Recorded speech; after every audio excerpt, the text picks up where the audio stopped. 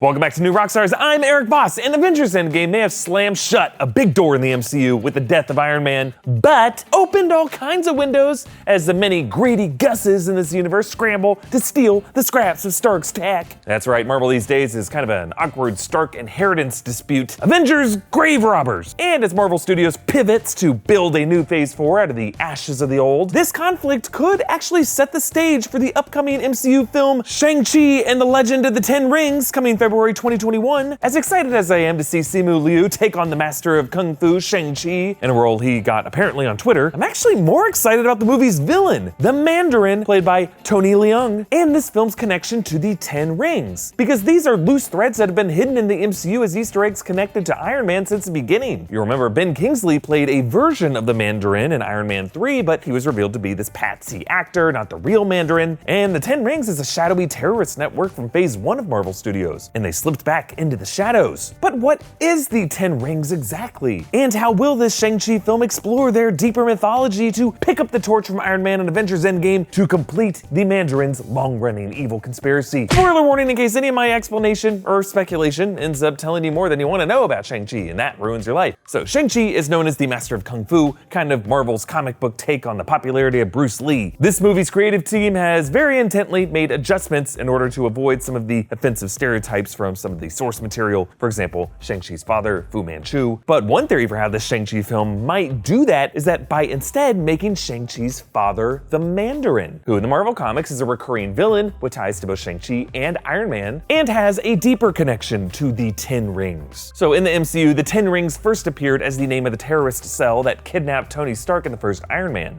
They called themselves the Ten Rings.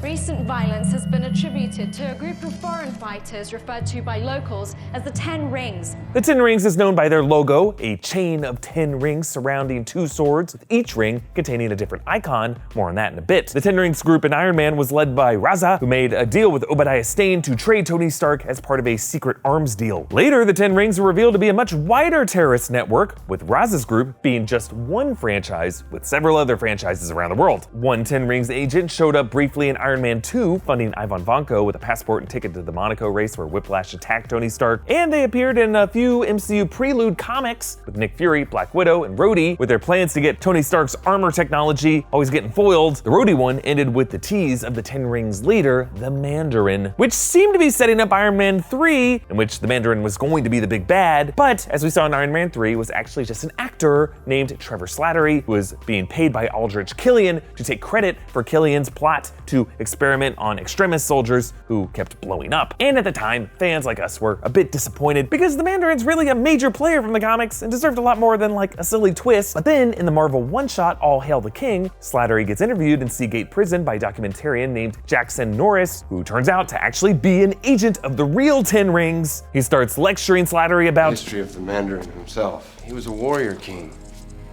inspired generations of men through the Middle Ages, perhaps even further back in time. When Slattery tries to deny the existence of the Ten Rings, he says it was just a narrative he played, Norris threatens, and for that sin, you will soon suffer horribly with a hole in your body for every ring of our faith. Norris then kills all the guards. He reveals a Ten Rings tattoo on his wrist and says, there's somebody who wants to meet you.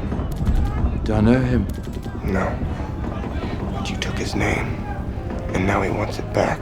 That was the last we saw of the Ten Rings in the MCU until a deleted scene in Ant-Man. One of the arms dealers hoping to buy the Yellow Jacket and PIM technology is seen in deleted footage to have a Ten Rings tattoo on his neck. And now, years later, the Ten Rings will finally resurrect in Shang-Chi and the Legend of the Ten Rings with the true Mandarin. Now, in the comics, the Mandarin ventured into the Valley of the Spirits of Chinese fables and he discovered a crashed alien ship containing the Ten Rings of Power, which were alien McLuhan technology. The Mandarin found them as cylinders that he turned into rings that he would wear on his 10 fingers. Each ring contains the soul of a long-dead legendary cosmic warrior trapped in a phantasmal state. There's the Matter Rearranger, the Impact Beam, the Vortex Beam, the Disintegration Beam, the Black Light, which creates darkness, also a purple glow in your high school bedroom that you thought would look cool but actually exposes all the gross stuff you've been doing on your computer desk. Also the white light, the flame blast, the electro blast, the Minto intensifier, and the ice blast. And yeah, we're talking stuff that's pretty similar, practically speaking, to the Infinity Stones, like essentially God mode, cosmic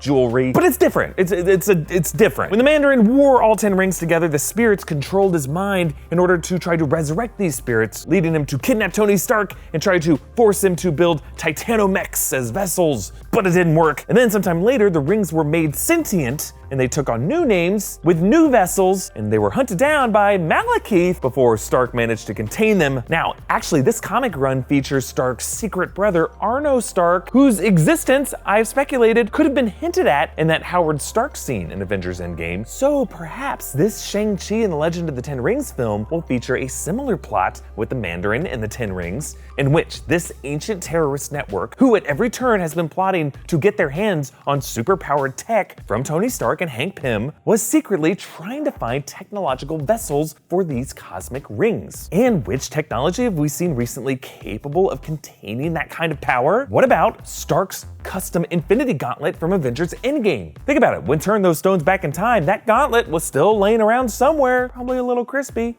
Might still be working. And in the background of that scene, a mysterious helicopter can be seen airlifting a crate away. Maybe that's the Ten Rings, stealing Stark's gauntlet. Greedy gusses. In which case, it would be on the young Shang-Chi to uncover this plot, reach out to the other Avengers, and stop the Mandarin and the Ten Rings. This movie's director actually hinted that he might want to include his longtime collaborator, Brie Larson, in the story, and a Shang-Chi Captain Marvel team-up could be a perfect way to introduce this character to the MCU family. So what do you think the Mandarin and the Ten Rings plot will be in Shang-Chi and the Legend of the Ten Rings? Comment down below with your thoughts. Follow me on Twitter and Instagram at Erik Voss, and subscribe to New Rockstars for breakdowns and theories about everything Marvel. Thank you for joining me, and seriously, never buy a black light. It's really just a trick by Spencer's Gifts to shame you in front of your friends with too much information about you.